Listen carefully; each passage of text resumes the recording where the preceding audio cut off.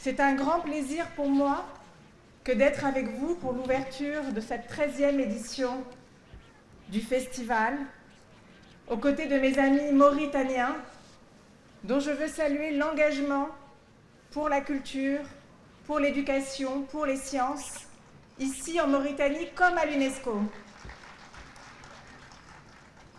Nous venons d'en avoir encore une belle illustration il y a quelques jours seulement, avec l'inscription à la liste du patrimoine immatériel de l'UNESCO de l'épopée de Samba Geladio. C'est une touche de plus dans la mosaïque unique de diversité, d'influence, de tradition que représente la Mauritanie. Ces traditions qui sont mises à l'honneur ici dans le Festival des villes anciennes que nous ouvrons ce matin, autant de pratiques inséparables du Ksar de Tchinguetti. Ici se mêlent des traditions vivantes et des monuments, des savoir-faire et des édifices qui racontent ensemble l'histoire des communautés de Mauritanie. Tchinguetti, 7e ville sainte de l'islam, exceptionnel foyer intellectuel, exceptionnel lieu de science,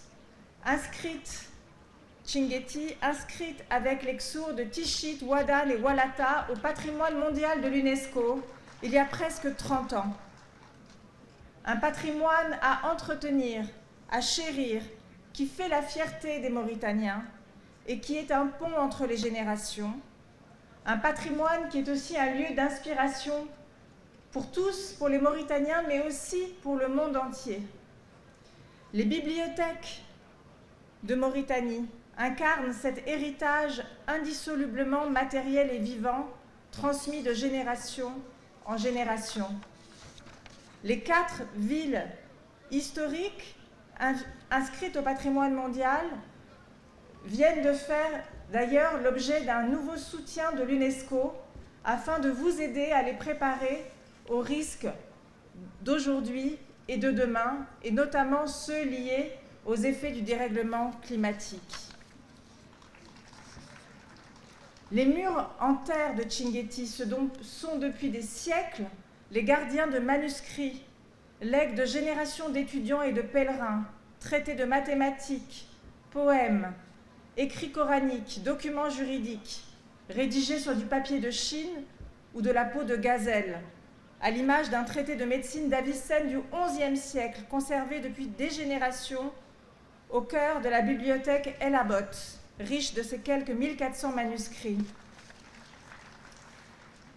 Une richesse culturelle, un savoir transmis notamment grâce à la Mahadra, ce système éducatif séculaire au corps des communautés, l'université du désert, reconnue elle aussi comme patrimoine immatériel de l'humanité par l'UNESCO l'an dernier.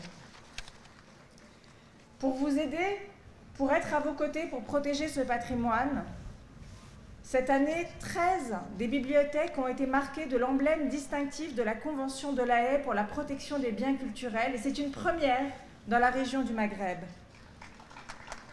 Cette année aussi, l'UNESCO a pu soutenir l'acquisition de matériel pour les bibliothèques, boîtes de conservation sans acide, étagères, climatiseurs portables, scanners, disques durs, pour aider à protéger et transmettre cet héritage inestimable.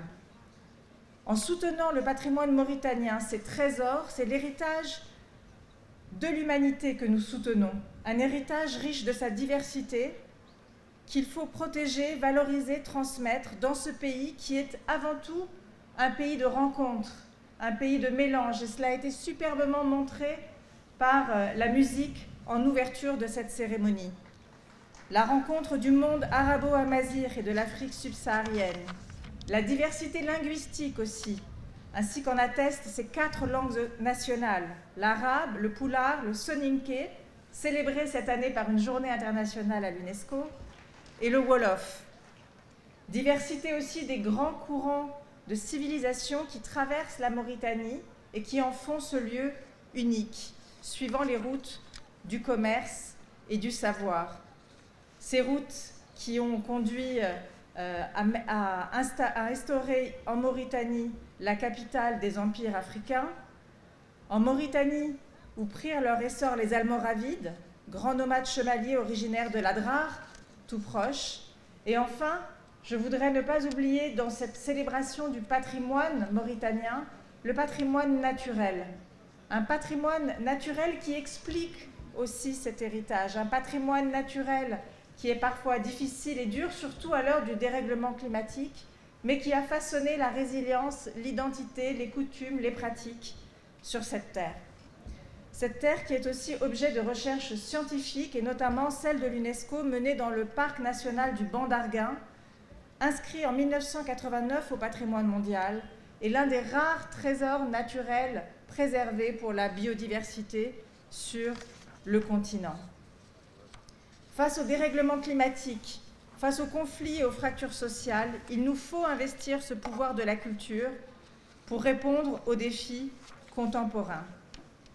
Ce dialogue entre nature et culture, dont Chinguetti, dans sa splendeur pierreuse, en osmose avec le désert, ouvre la voie de façon si grandiose. Excellences, Mesdames et Messieurs, je voudrais conclure avec de la poésie, avec les vers du poète mauritanien Ousmane Moussa Diagana, un poète qui fut longtemps expert aux Nations Unies et qui présentait son pays dans ses notules de rêve pour une symphonie amoureuse. Je le cite. « Mon pays est une perle discrète, telle des traces dans le sable.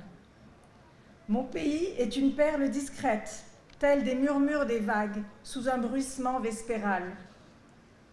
Mon pays est un palimpseste où s'usent mes yeux, insomniaques, pour traquer la mémoire. » Bon festival, merci beaucoup.